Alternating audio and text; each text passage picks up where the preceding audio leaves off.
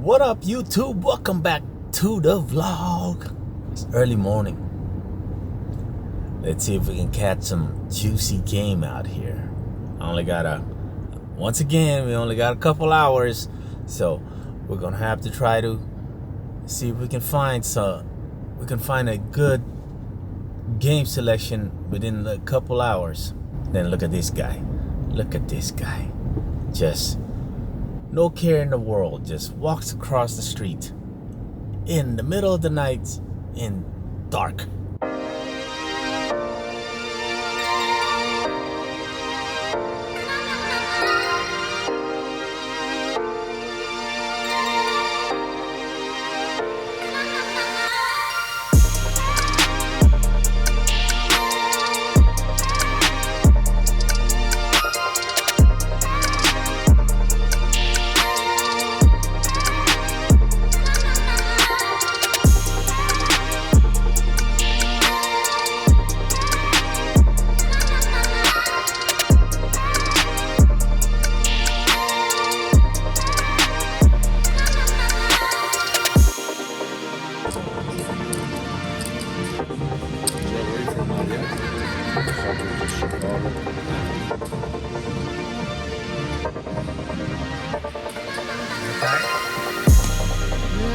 Maybe I get back in there.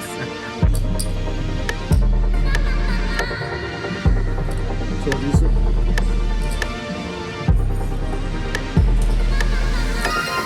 Well, that's the end of the session. I'd say in the beginning of the session, I play one hand bat, 6-7 suited from the small blind. Fold or 3-bet the damn thing. I limped it in, and big blind, which I thought was stealing, makes it 20. I called, and we flopped a flush draw, and then freaking called another bet, and then just folded the turn, you know. I never knew this thing was here. Wow. This is a Caesar's Palace at the garden area. I like this area. Maybe we're gonna start doing this area as a hand breakdown. Here it is, it's like 90-something degrees out here, and I'm out here with this kind of attire. I've wondered when are they ever gonna turn these back on. I used to see them all the time, and it looks like somebody's working on them now. So at least that's a positive thing. Let's talk about the next hand.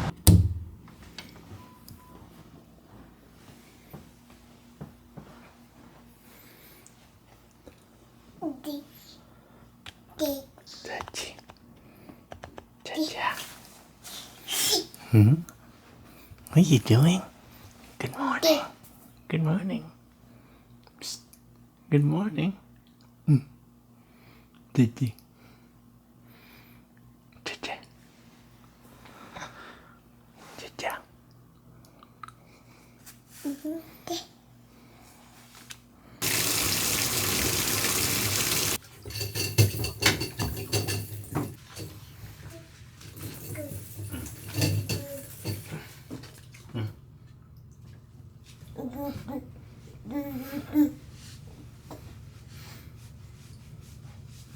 We're gonna go ahead and go for a walk.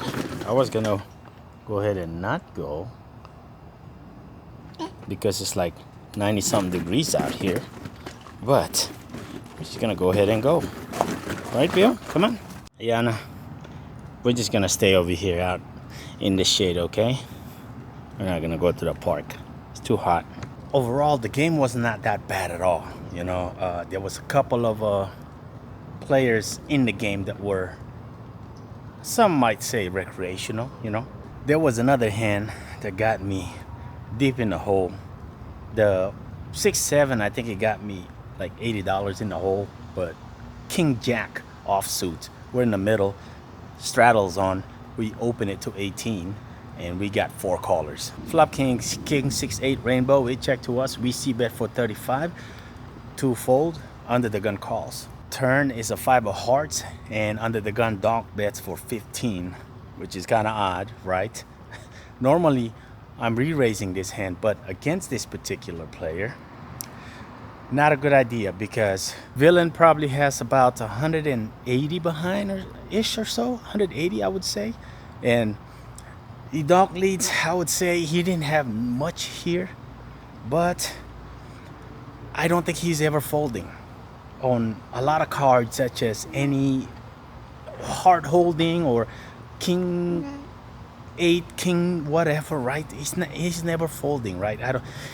He's that type of player. He's never folding in this spot, even with a draw. I was hoping for a clean river, and no, the poor gods didn't give us that. River was a 7 of hearts.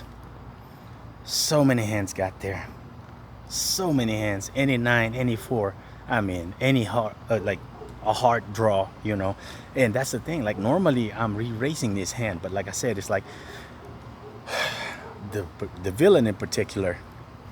He was never folding. He's in that mode, the gambling mode. So I was trying to hope for a clean river and hopefully take him to value town, but we didn't get that. And I had a feeling that we were beat, but we were getting the right odds to call. He bet 40. We had to think about it for a minute, and obviously we're calling. He had ace 4 with no heart. I know I should be raising that turn and deny equity, right? But with this particular player, I knew there was no such thing. It did not exist, you know. It's just one of those times, you know. It's like this is the thing about 1-2 and 1-3s. It's like very rarely do you have any fold equity when you're betting, you know. It's just sometimes these players, they just don't fold.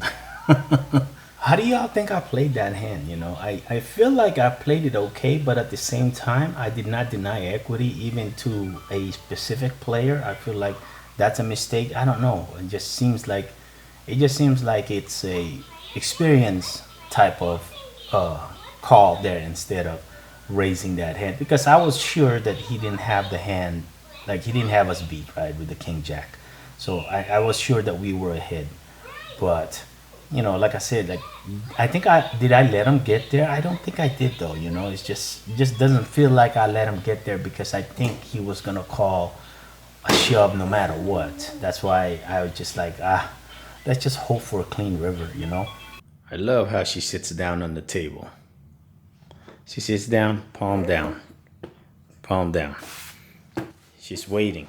You want bud? You want bud? Okay.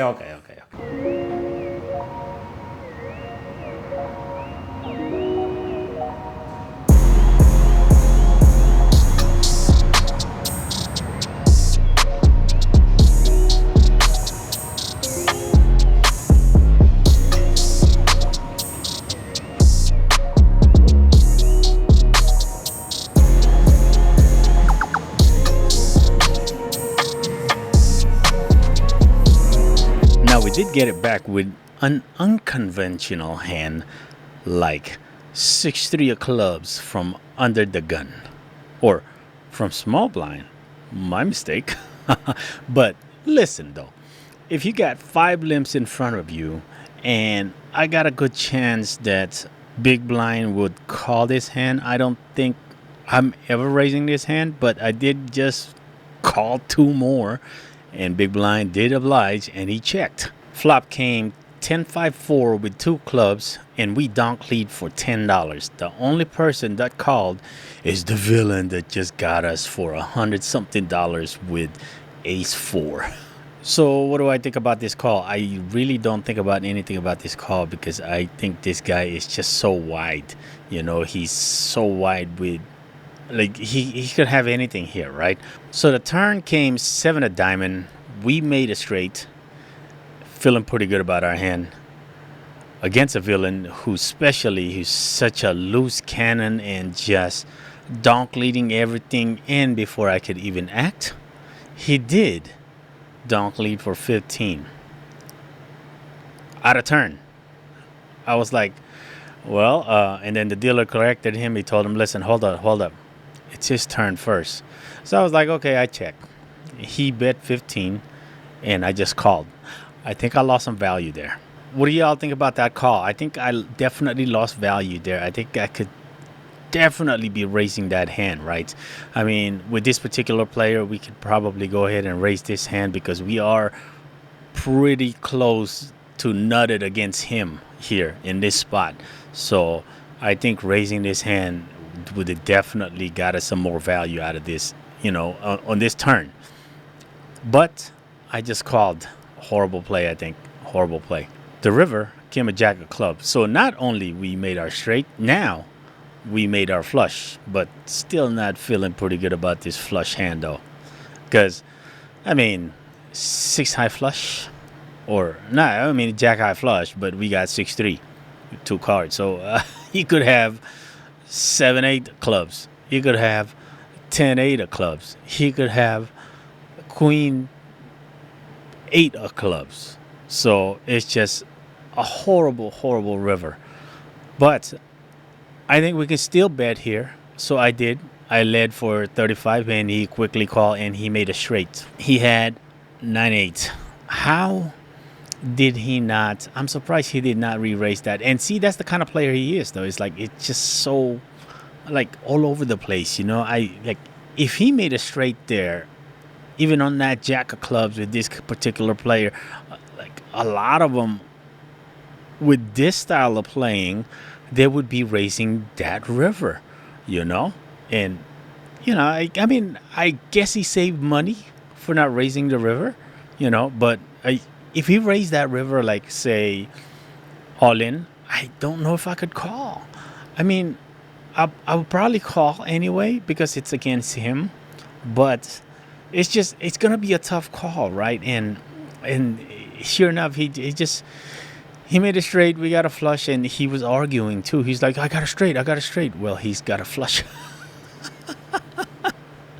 Anyway, so a few hands that actually got us like deep in the hole in the beginning. Like I had queens, and somebody had ace king, and then we opened it, and then they shoved like $60, and I was like, We opened it to 18 from a straddle from under the gun. There was under the gun straddle, and then we opened from the middle with to 18, and then he shoved 60, and then everyone folds, and we call, and he drilled the ace on the turn, and I was like, man, okay. Anyway, so we had like a $200 swing just in the very beginning of the game, so it had to crawl out of that hole again. And you know what, I'm glad we crawled out of that hand, and we ended up ending the session for played about 2 hours. That's gonna be my average play when I sit down on the table, because we taking care of a baby at home. But we lost $26. You know what, man? After being in the hole for 200, 26 feels pretty good, right? We will see y'all in the next video.